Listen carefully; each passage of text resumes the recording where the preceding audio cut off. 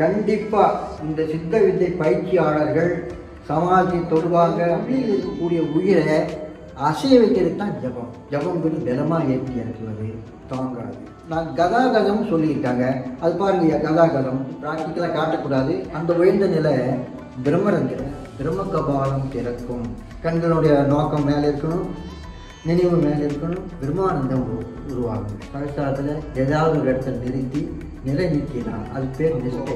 அந்த இடத்துல நீங்கள் என்ன நினைச்சாலும் நடக்கும். உங்களுக்கு என்ன தேவையோ தானாக வரும். ஆனந்தப்பட்டு அந்த உயிர் அமிர்தத்தை சுரக்கும். அன்பர்களே வணக்கம்.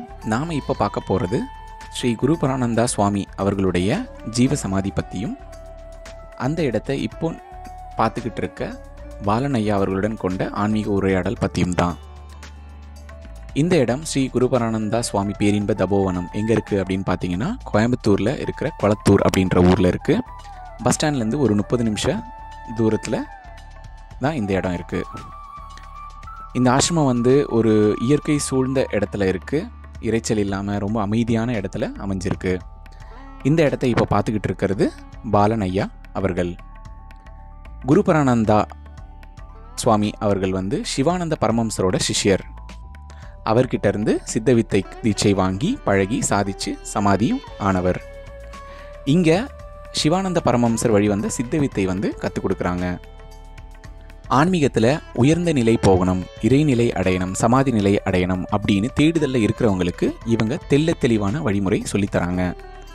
இது ரொம்ப எளிமையாகவும் ரொம்ப விளக்கமாகவும் இருக்கும். ஏற்கனவே பயிற்சியில் இருக்கிறவங்க கூட ஏதாவது குழப்பங்களோ பிரச்சனைகளோ அல்லது சந்தேகங்களோ இருந்தால் ஐயா கிட்ட கேட்டு தெரிஞ்சுக்கலாம்.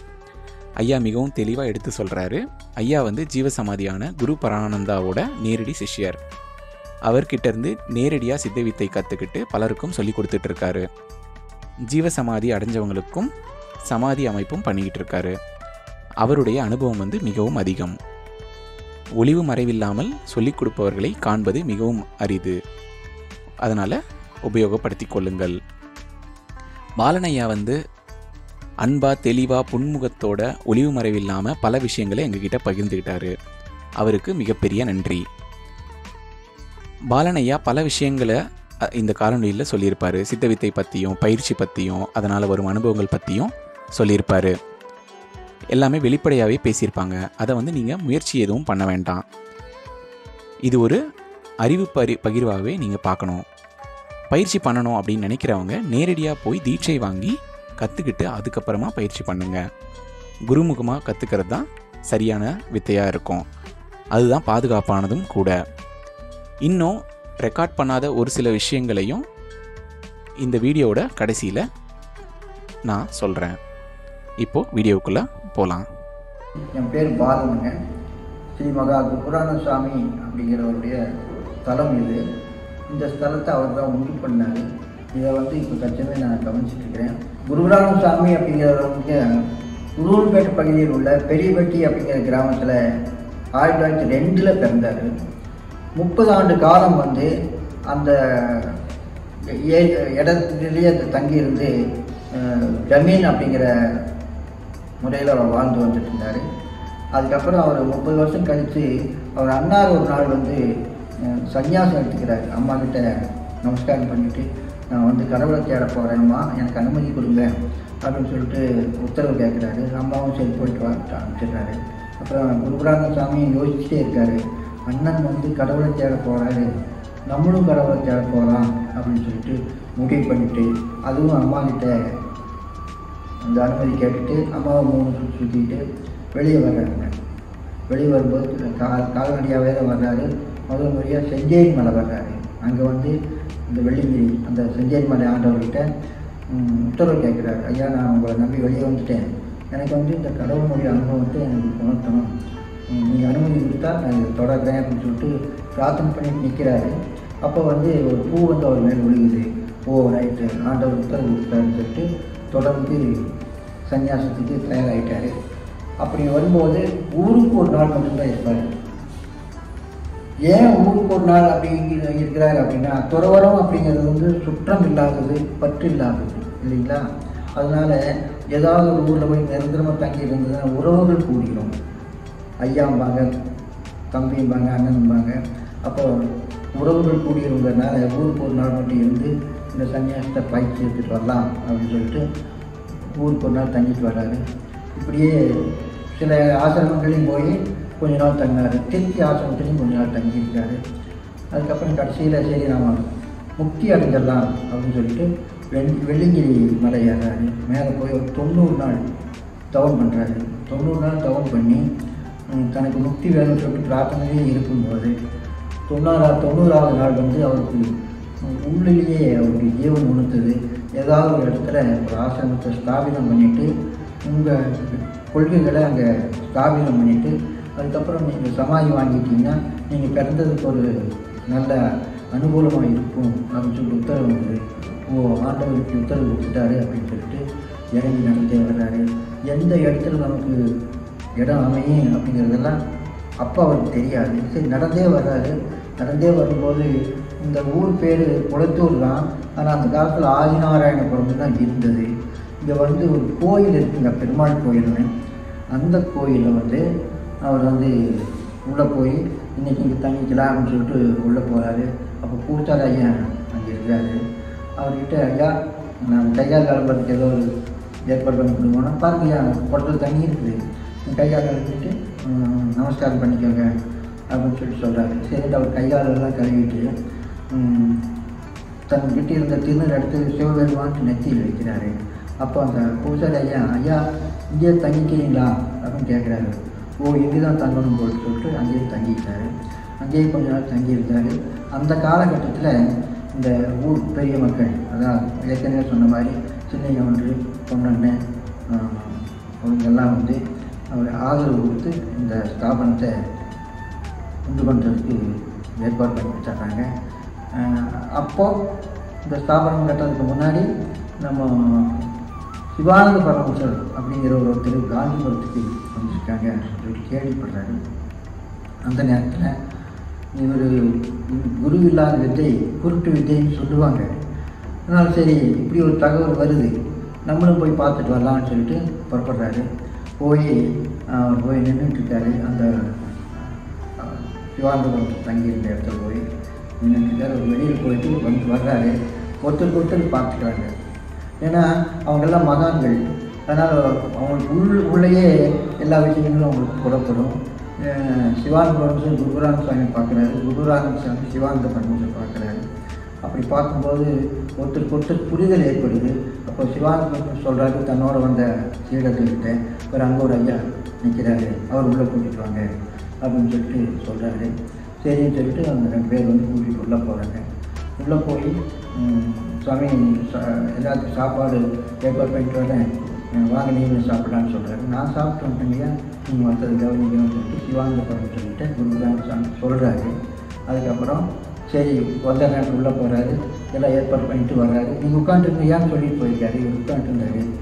சிவானந்த பரமேஸ்வரர் வந்து குருராம சுவாமி உட்காந்துருந்த இடத்துல குருராம சுவாமி மடியில் உட்காந்து தான் என்ன கேட்க வந்தாலும் அதை அப்படியே குருராம சுவாமி கிட்ட கேட்காமையே சிவானந்த பரமேஸ்வரர் சொல்லி காட்டி கொடுக்குறாரு.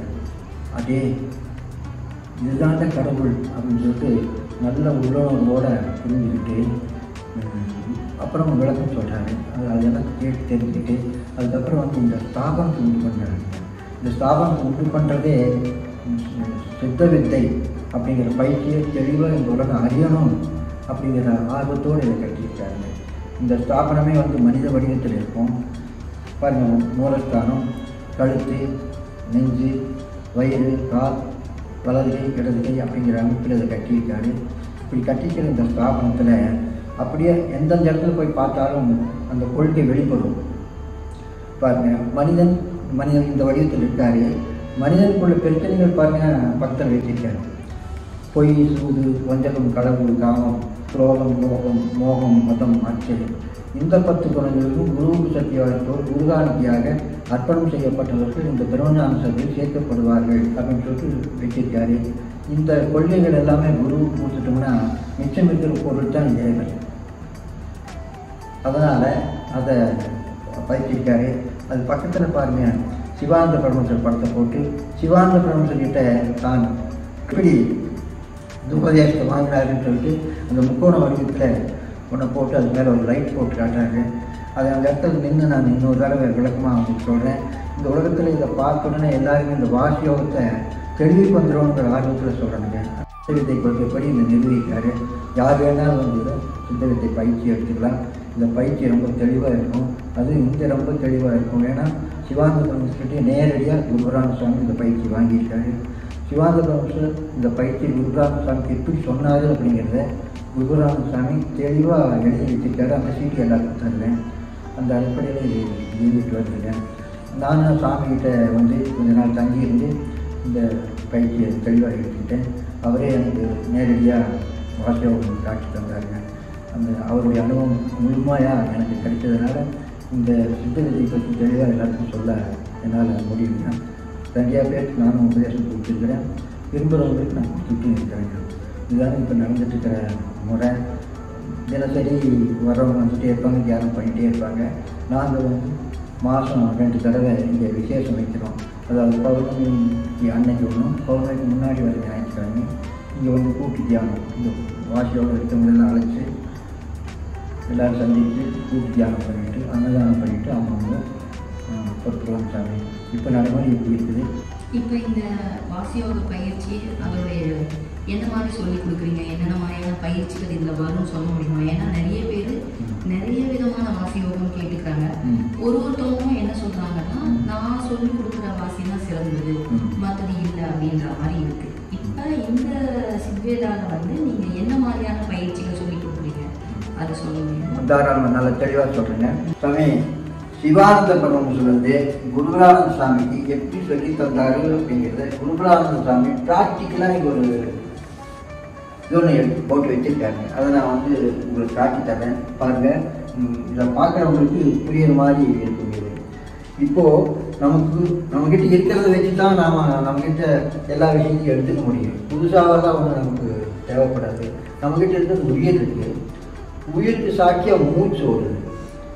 மூச்சு ஓடுது, உயிர் இருக்குது.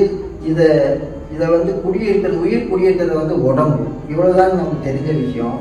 இதுக்கு நாம் வந்து தெளிவு கொடுத்துட்டாலே நம்ம தீர்வுக்கு வந்துடலாம்.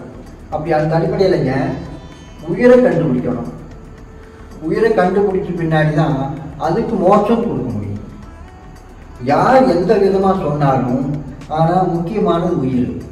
அந்த உயிரை கண்டுபிடிக்கிறதுக்கு தான் சிவானந்த பரமஹம்சர் வந்து ஜபம்னு சொல்லிட்டு 10 தடவை உள்வழியில மேலும் கீழும் ஊத சொன்னார்.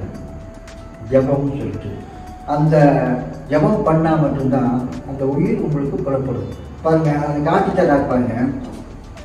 சிவானந்த பரமஹம்சர் வந்து இரு கண்களையும் அந்த புருவ மத்தியத்தை நோக்கிட்டு இருக்காரு.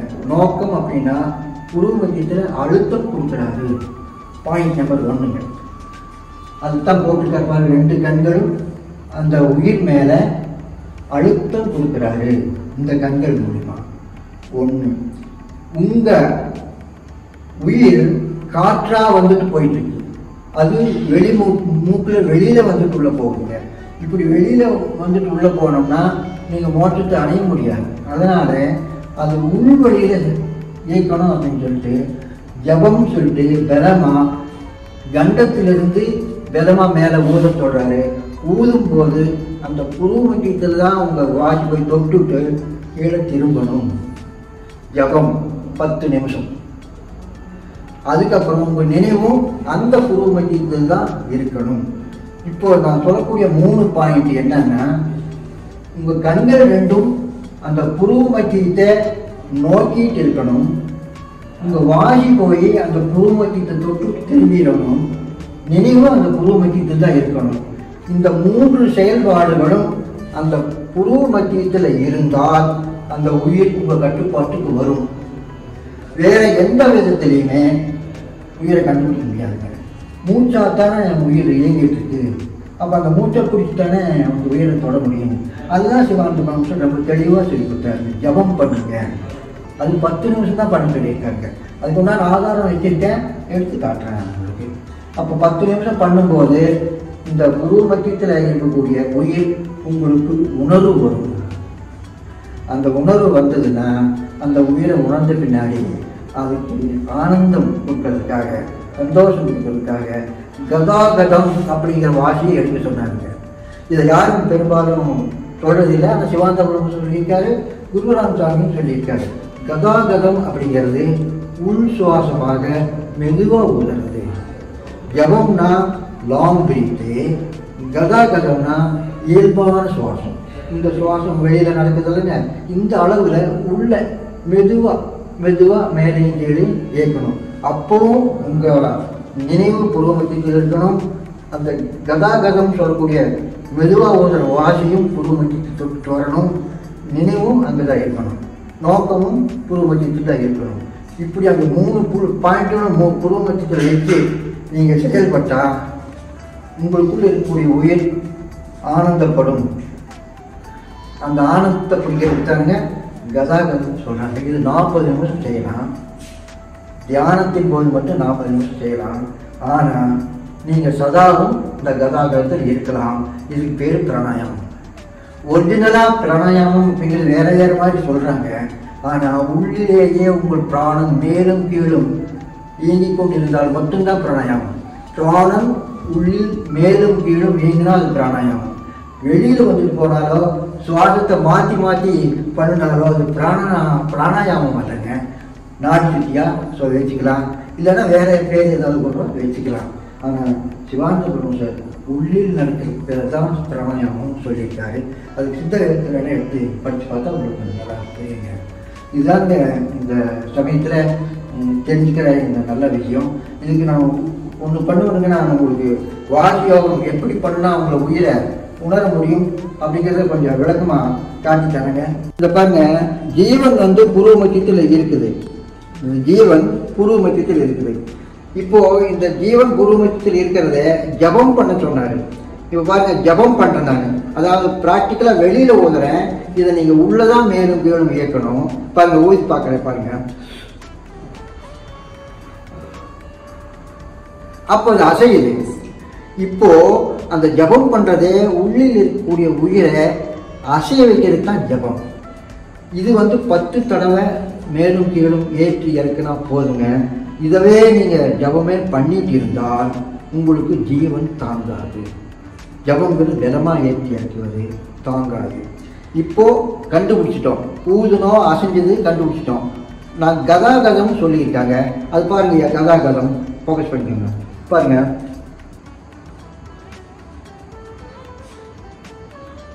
மெல்ல ஊதுறேன்.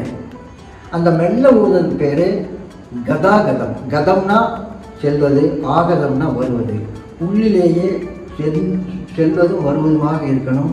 அப்படி செஞ்சுட்டு இருந்தீங்கன்னா உள்ள இருக்கக்கூடிய உயிர் ரொம்ப சுகமாக இருக்கும், ஆனந்தமாக இருக்கும். இதைத்தானே நம்ம தெளிவாக சொல்ல வந்தாங்க. அதை நான் வந்து இந்த மாதிரி காட்டித்தாங்க. உள்ளுல ஊதுறோம்னு சொல்றோம் இல்லைங்களா? இப்ப நானும் நம்ம ஊதும் போது வெளியில தான் வருது மூச்சு. எல்லாருக்குமே இப்ப நீங்க எங்களை செய்ய சொன்னீங்கன்னா நாங்க வெளியில ஊதுவோம். அப்ப உள்ள ஊதுறதுன்னா எப்படி? அதை நான் வந்து பிராக்டிக்கலா காட்டக்கூடாது, இருந்தாலும் காட்டி தரேன், உங்களுக்காக காட்டி தரேன். பாருங்க, இந்த பொருளை நான் வந்து உள்ளில் ஊதி கண்டுபிடிச்சுக்குவேன். பாருங்க, கண் நான் ஏற்கனவே சொல்லியிருக்கிற பாரு, கண்கள் வந்து அந்த உயிர் மேல பிடிச்சிக்கிட்டு இருக்கணும். காற்று வந்து உள்ளிலேயே மேலே போய் அதை தொட்டுட்டு கீழே இறங்கிடணும். நினைவு அதை மேலே வச்சுக்கணும். அந்த அடிப்படையில் நான் உங்களுக்கு ஒரு ப்ராக்டிக்கலாக காட்டணும் பாருங்க.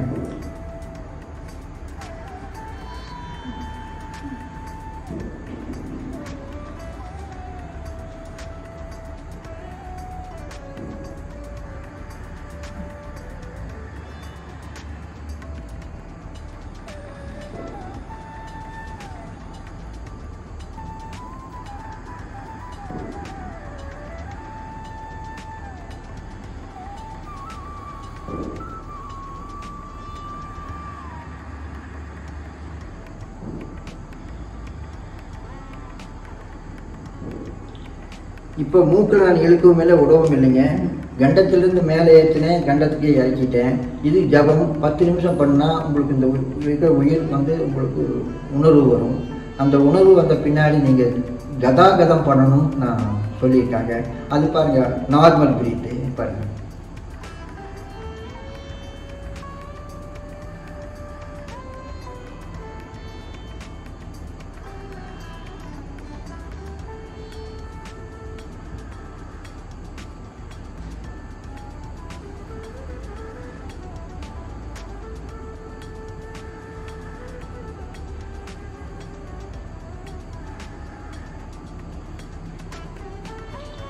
இப்போது அந்த உயிரை போய் தொட்டுட்டு வருது. அந்த உயிர் வந்து சுகமாக இருக்குது. இது 40 நிமிஷம் பண்ணணும். 40 நிமிஷம் கழித்து நெக்ஸ்ட் டைம் சொல்லுவாங்க. அதாவது உயிரை அங்கேயே நிறுத்தி பழகிறது. அப்போ அந்த உயிர் அங்கேயே நிறுத்தி பழகிறது எதுக்காகனா, நாளைக்கு சமாதி ஆகிறதுக்காக அந்த உயிர் நிற்கணும் நல்ல சிரசுக்குள்ள. அதுக்காக அமைதியாக சுவாசத்துக்கு முக்கியத்துவம் கொடுக்காம கண்களோட நோக்கத்துக்கும் நினைவுக்கும் முக்கியத்துவம் கொடுத்து இருக்கணும்.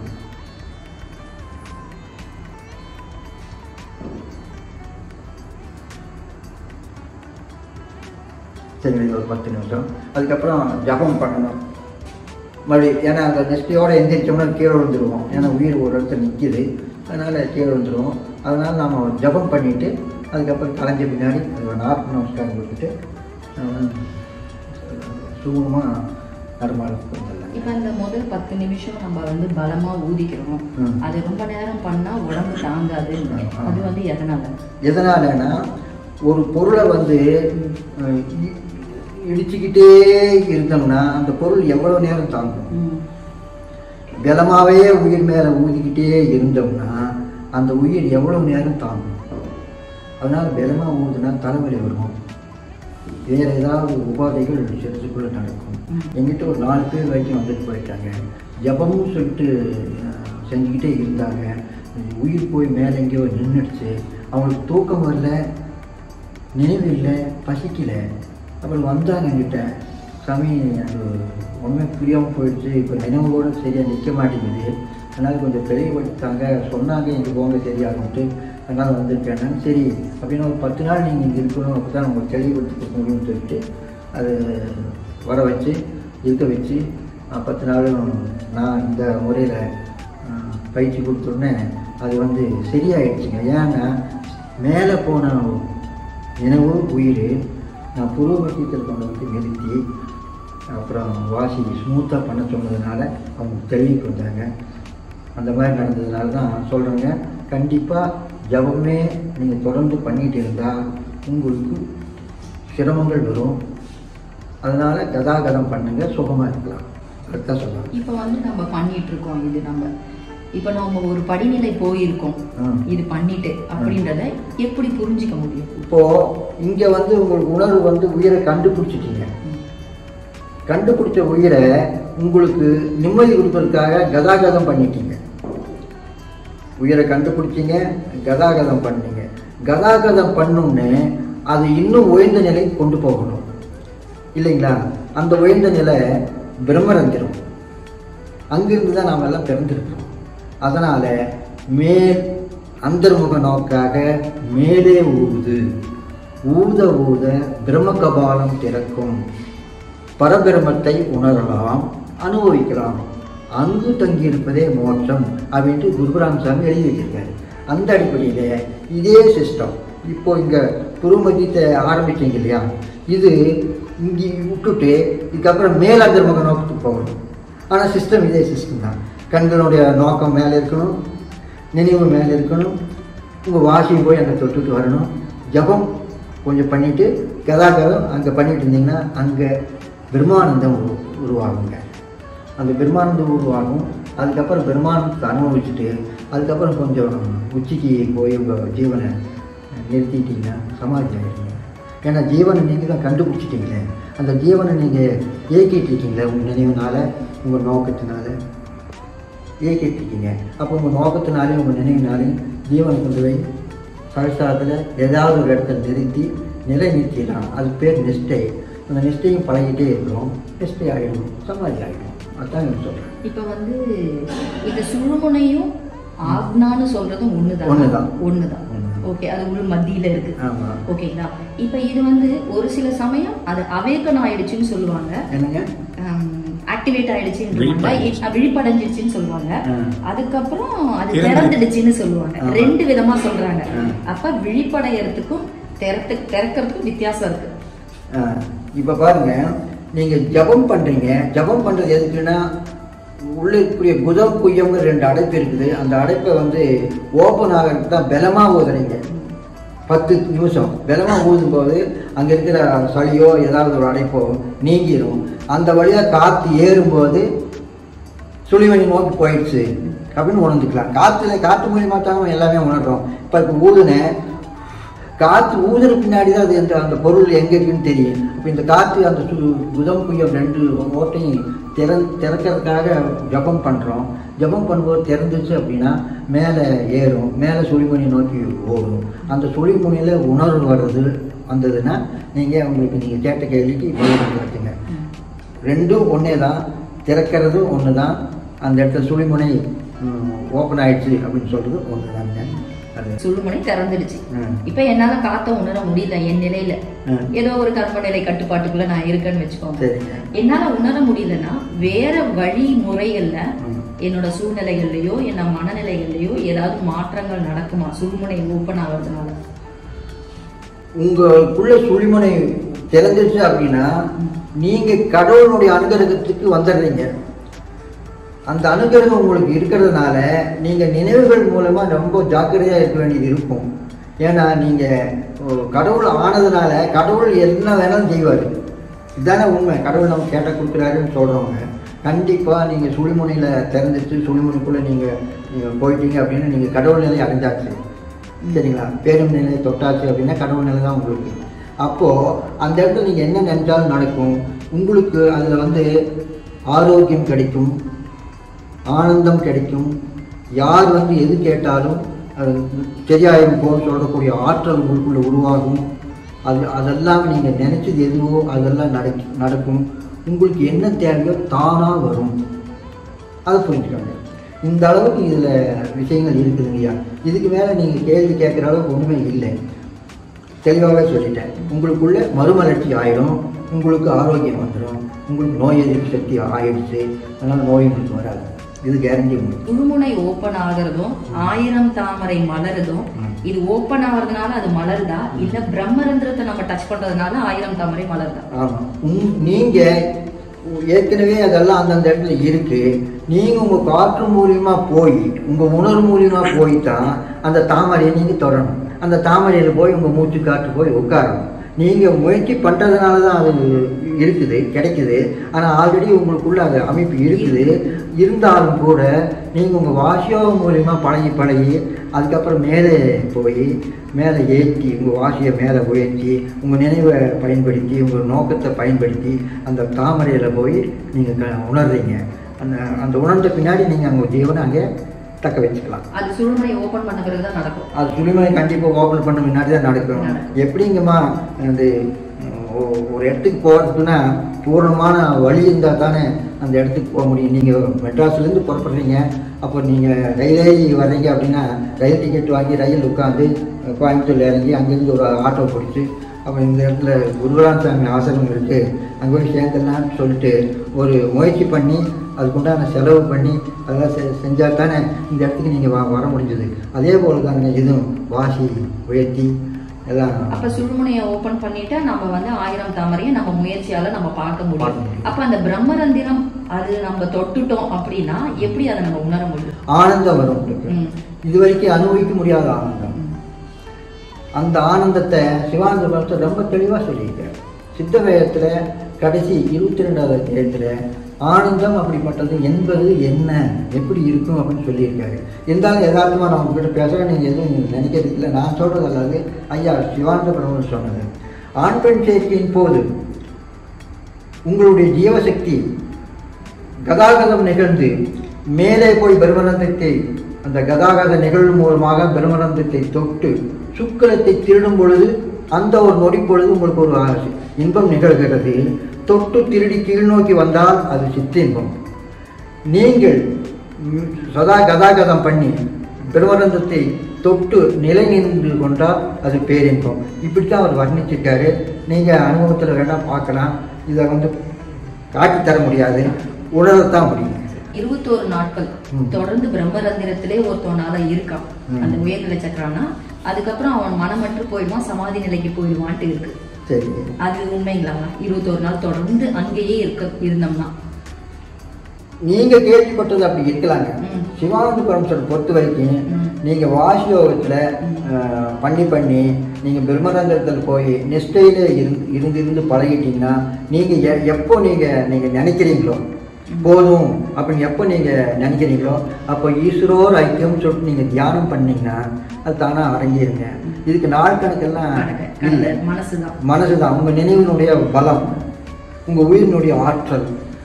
அதுதான் பாருங்க, நம்ம யோகானந்தர் அமெரிக்காவில் 700 பேர்த்த உட்கார வச்சுட்டு நான் கொஞ்ச நேரத்தில் அழகு போகிறேன், நீங்கள் எல்லாம் வேணால் பேட்டி எடுத்துக்கோங்க, என்னை பற்றி ஆராய்ச்சி வேணாலும் பண்ணிக்கோங்கன்னு சொல்லி உறுதியாக சொல்லியிருக்காருன்னா அவங்க ஏற்கனவே பழகினதை வச்சு அதை அப்படியே காட்டுறாரு.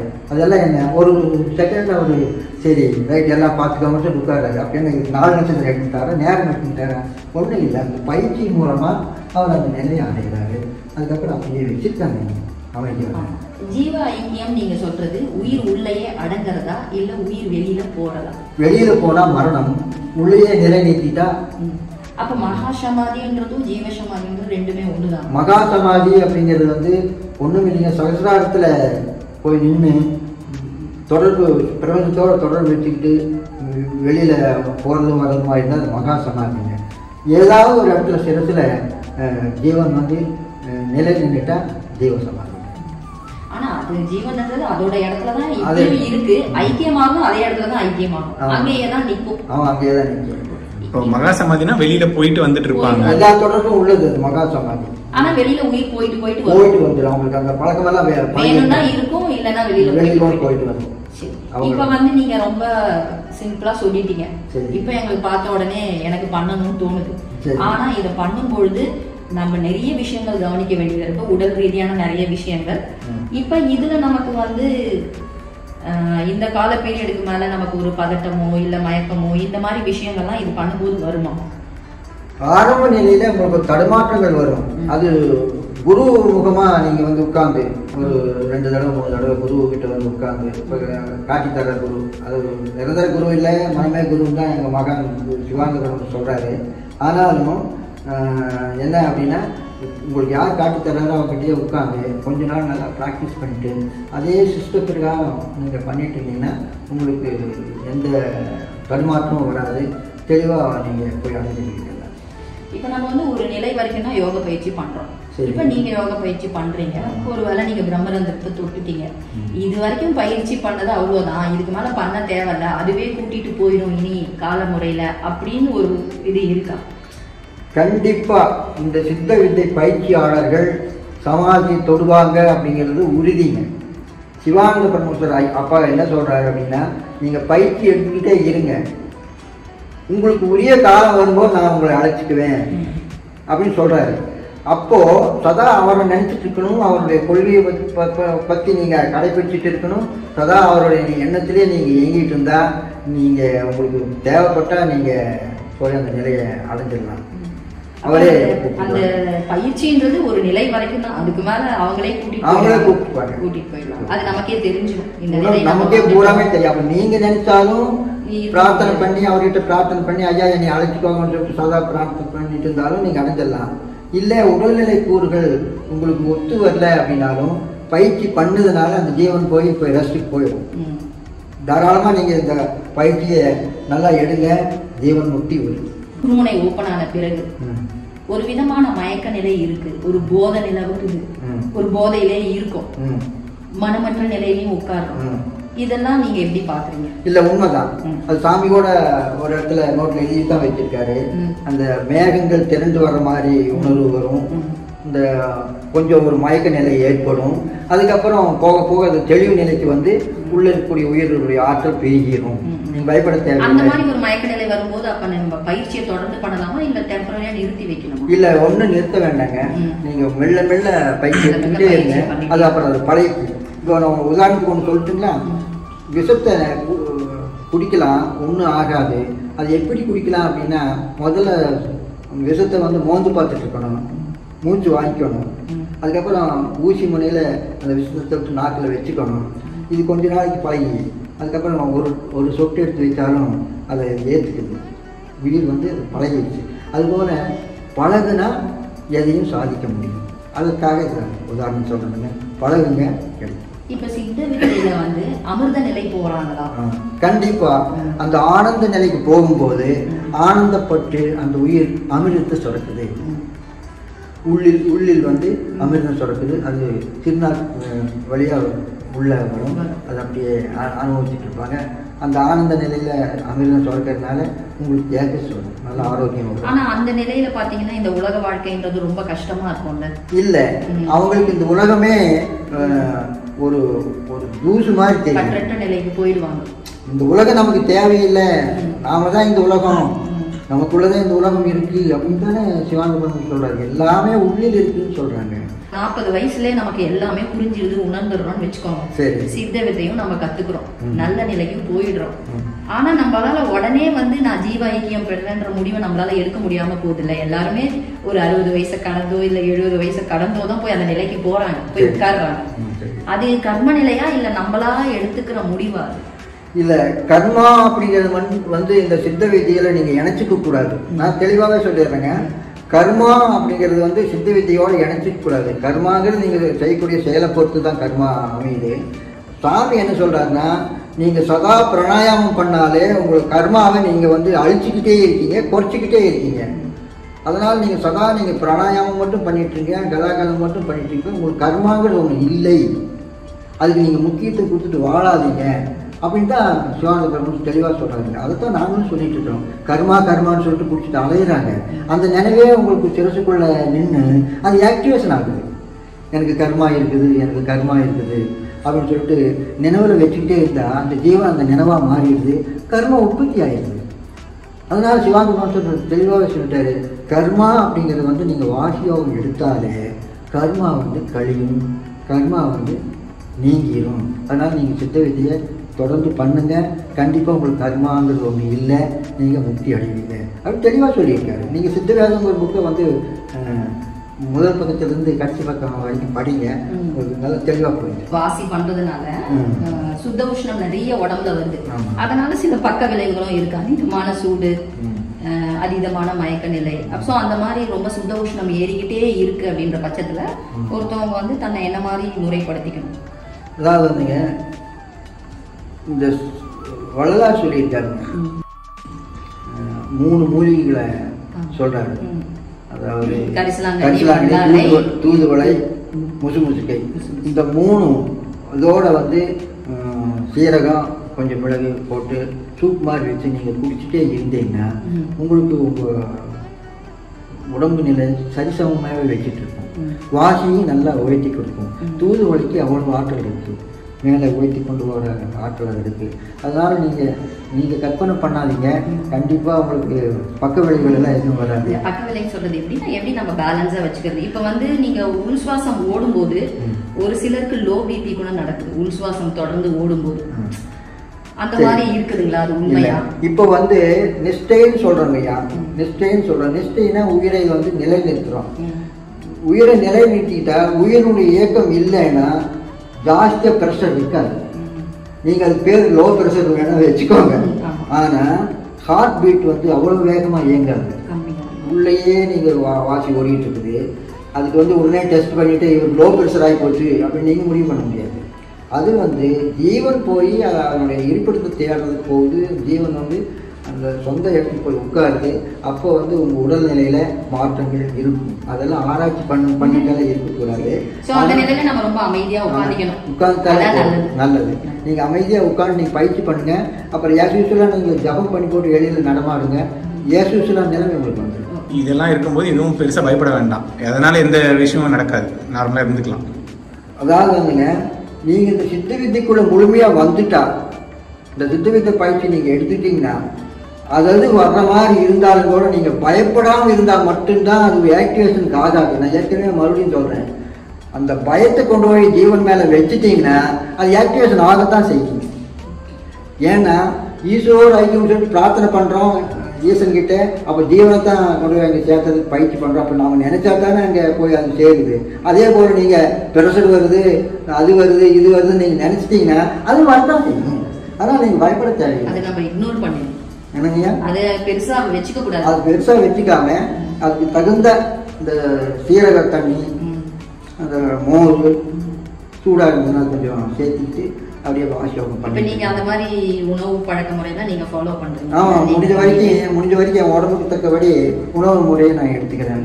உடம்பு சூடாகிடுச்சுன்னா அதுக்கு தகுந்த உணவும், குளிர்ச்சி ஆயிடுச்சுன்னா அதுக்கு அதுக்கு தகுந்த தகுந்த உணவும் எடுத்துக்கிறேன். அதனால் கொஞ்சம் நான் தக்க வச்சுட்டு இருக்கேங்க.